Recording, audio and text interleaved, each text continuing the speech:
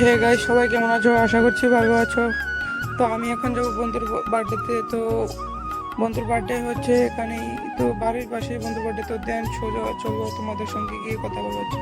তো বন্ধু ফোন করলো, আমি গেটের সামনে আসলাম। তো বললো চল আমাদের বাড়িতে। তো দেন সোজা ওর সঙ্গে চললাম। তো বললো ভিডিও করিস না। তো আমি সোজা করলাম ভিডিও। তো এখন বন্ধুর বাড়িতে যাবো, চলো। তো আমি আছি মাস্টার বাড়িতে। তো ফোন করে বললো তুই না গেলে আমি কেক কাটবো না। তো আমি আসলাম, ও কেক কাটবে এখন। তো এটা হচ্ছে বন্ধুর বউ, মানে ওয়াইফ।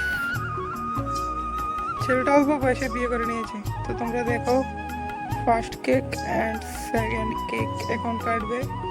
কেটে নিল। কেকটা খুব দারুণ ছিল খেতে।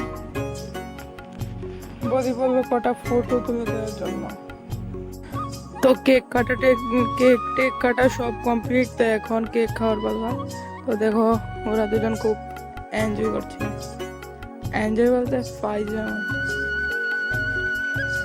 এখন মিষ্টি খাওয়াবে।